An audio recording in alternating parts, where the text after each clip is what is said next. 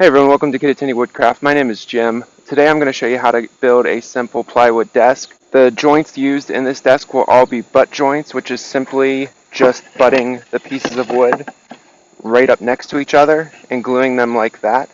Now, I know this joint isn't going to be the strongest, so what I'm also going to do is I'm going to take dowel rods and insert them in as pegs in between the butt joints to strengthen them up.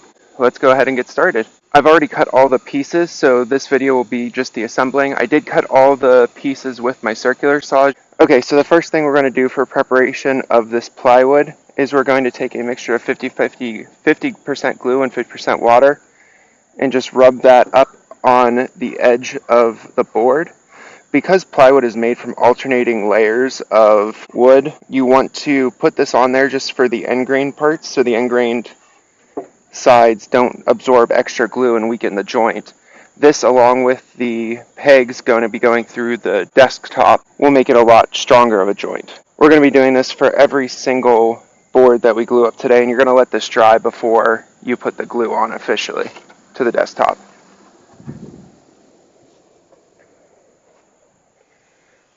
So I've now glued up all the pieces except for this bottom piece, which will be the bottom of our drawer cabinet side. I just wanted to make note for you guys that when you are doing this, this is going to be butted between two pieces. So you want to make sure it's every side that's going to be butted up against another one is what you're prepping. So for this one, we're going to prep both this side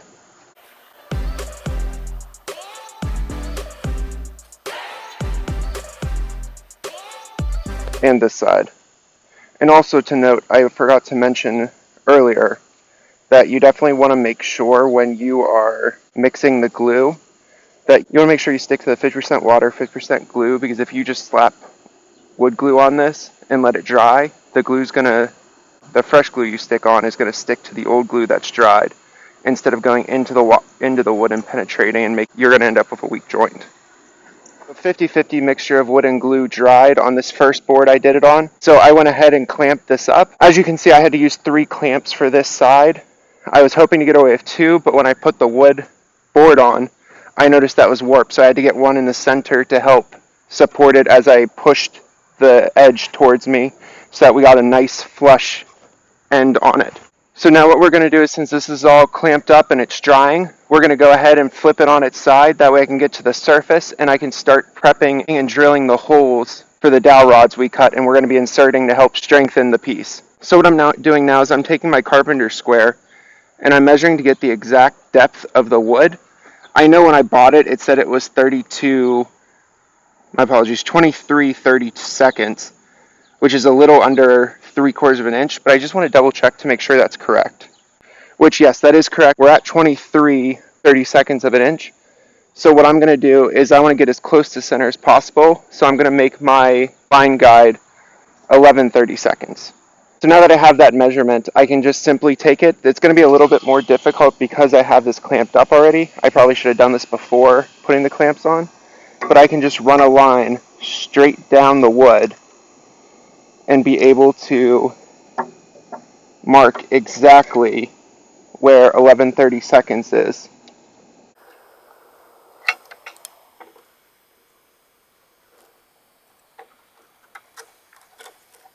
And the reason I'm doing this is I actually have a straight drill guide that I'm going to be using, and this will give me the center so I can easily just drill straight in using that center guide and not have to worry about it. So I moved you all around so you could get a better picture of the line that I drew to measure out the center of the plywood. Also, I wanted to give you a closer look at this. This is my drilling guide. This helps me drill straighter holes. They come with little notches above the holes and along the top and bottom to act as a guide to keep your holes in center. I'm going to be using this direction of notches just because there isn't a lot of extra room on the board. My pegs are 1.25 inches long, so I'm going to go ahead and get started drilling.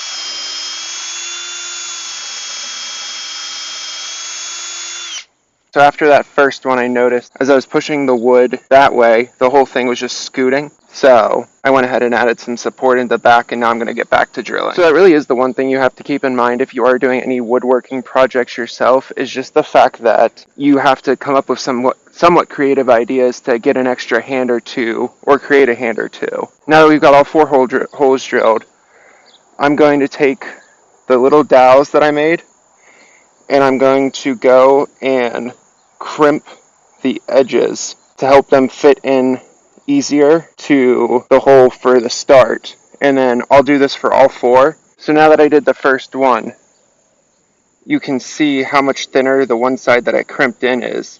That'll just help us be easier to insert it into the hole.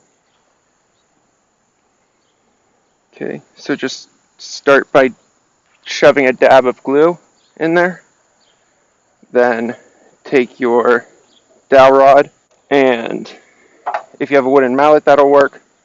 I did not grab mine, so I'm just going to use the flat end of my carpenter square and just knock this in until it's flush.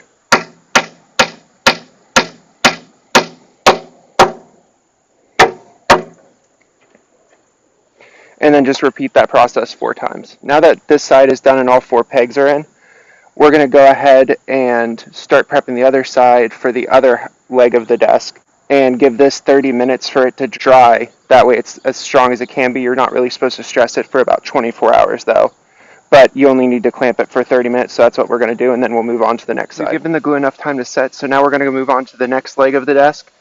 We're going to, for the other leg, I actually glued the top of the desk instead of the leg. However, for this one, since we already have it glued up and it's setting up right like this, we're going to actually apply the glue to the top of this and run a nice long dab along the top.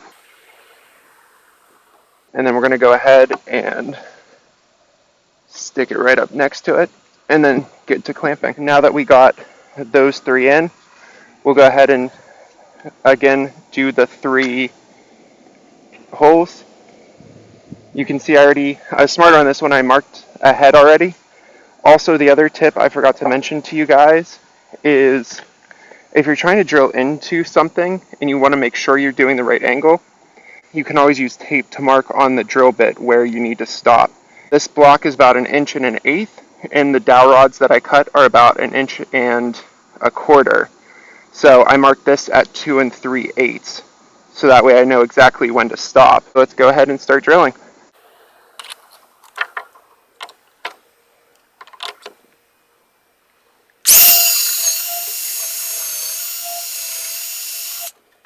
So as you can see, unfortunately, that 3rd hole I tried drilling out went wonky on me. So I just re-drilled to another one there, and then I'll fix that up with wood putty and some other stuff once I get past the sanding stage. Okay, so now that all of these are drilled out, we're going to go ahead and stick the dowel rods in them again. As before, I'm just going to crimp the ends, stick glue in them, and let them dry. So now we got that glued up again, we're just going to wait the 30 minutes for this to dry. One of the things I meant to mention is what helps a lot of times when you're trying to set this up so you don't forget what's going on where is by making marks on your wood. This will be a little bit more problematic if you're staining the wood. However, if you're priming and painting the wood like I am, it doesn't hurt anything to actually make these little notes just so you can be 100% sure you're doing everything right. And even if you're staining the wood, you can if you're using pencil, you can easily just sand out the notes before you get to that point. We've now given it a half hour for this top corner of glue to set, so I've removed the clamps from there, and I've prepped and set up this bottom half to start working on where our drawers will be. So this doesn't have any glue on it. I just set it up so that way I could get an idea of where to set this long bar for support, and so I could just see where this is in relation to the marks I made up here on this corner, which you can't see right now. You might see this says top.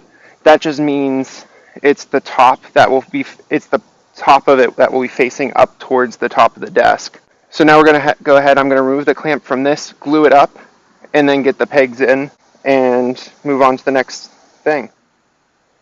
And then one thing I didn't mention earlier in regards to these butt joints. I am trying to give them as strong as possible, and the way I'm trying to help them out even more, because they are such a weaker joint, is if you look here, the butt joint is actually resting on this whole length of wood, so I don't have it butting up and not being supported by anything. I have it supported by the leg, not just have it being supported only by the pegs and the glue right here.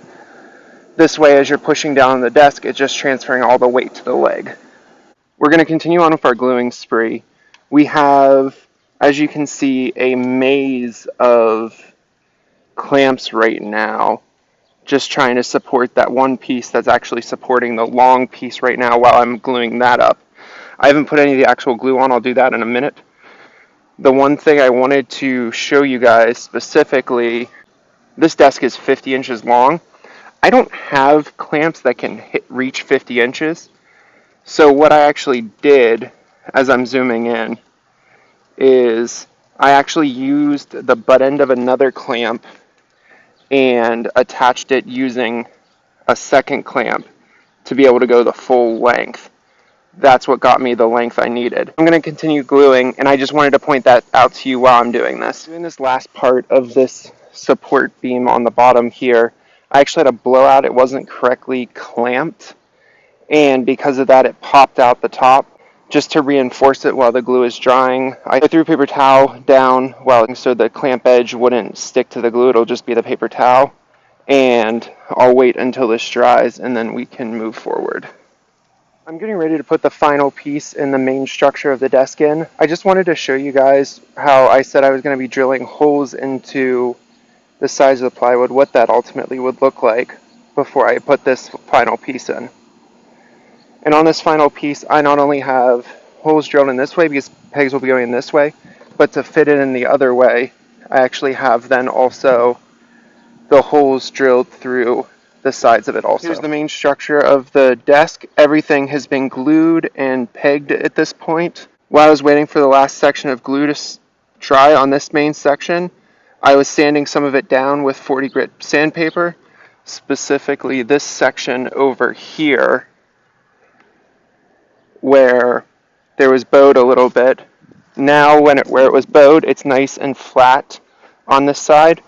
And luckily this plywood is thick enough, I don't have to worry too much about burning through one of the layers of the plywood. Now what's left is I'm going to sand it down to 120 grit. I'm not going to get too carried away with sanding because this will be primed and painted. And once it's sanded down, then we'll be moving on to the drawers. So I've already gone through and sanded this with the 80 grit. However, the one thing I forgot to mention was that if you want to make sure you know exactly where you've already sanded, the trick is to use a pencil and just shade over everything you're sanding. That way you know what you've hit and what you haven't. And as you're going, you should only be sanding areas that you see the pencil marks in. And once the pencil marks are gone, you should not be sanding in that area anymore. You should be moving on to the next one. What's going to happen now is I'm going to finish this top with 120 grit sandpaper. And then I'm going to move it back up onto my workbench. That way I can get easier access at the sides and bottom. And I'm just going to repeat this whole process over. So we've now finished sanding. It's sanded down to 120 grit anywhere that's out on the outside of the desk or anywhere facing outside the person. We also have only 80 grit on the bottom of the desktop and the bottom of the top of the desk, just because no one's ever going to touch there. The next part we're going to work on is installing the drawer slides. The way we're going to do this is the drawers are going to measure 4 inches deep, and these measure 1 3/4 deep. So I'm just going to put 3/8 of an inch dowel rod that we've been using to make our pegs with. I'm going to stick this on top of that just to give me some space between the top of the desk and the drawer slide. And then I'm also going to use this spare piece of plywood that we cut from somewhere else in this desk and use it as a guide to know how far to recess these drawer slides, because the drawer face is going to be flush with the front of this cabinet.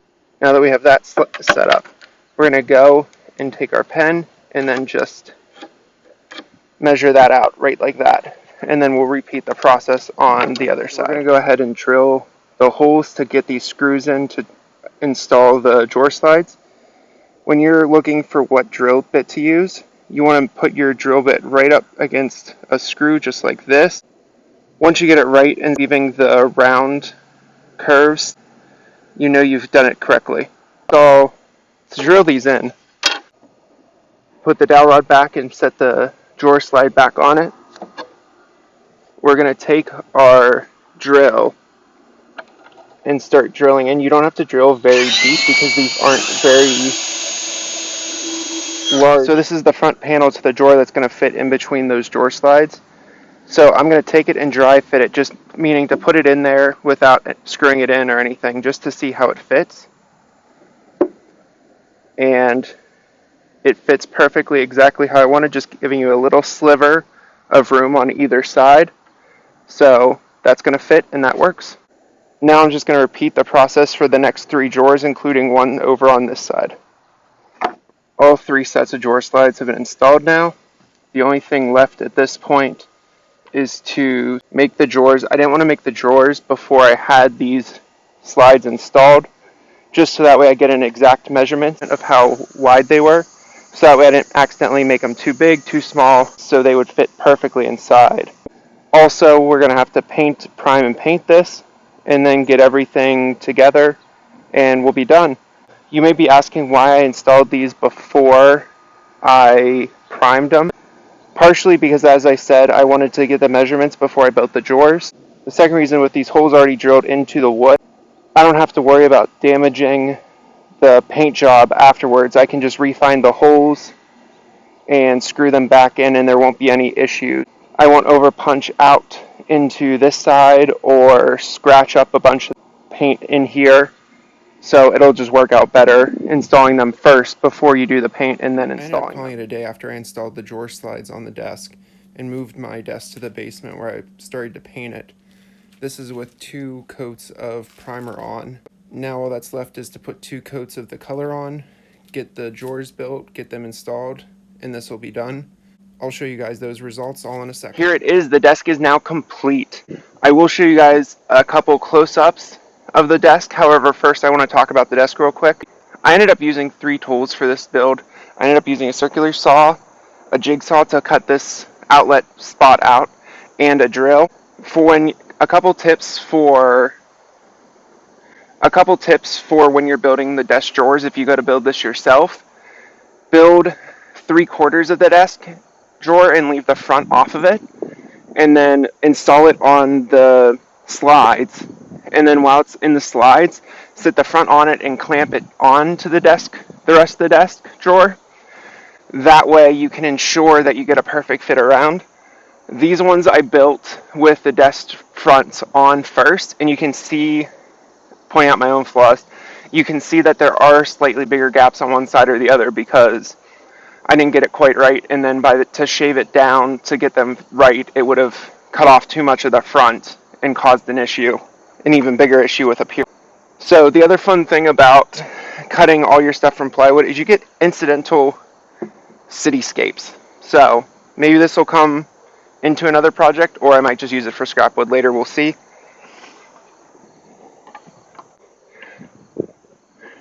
Here are the close-up shots of the desk.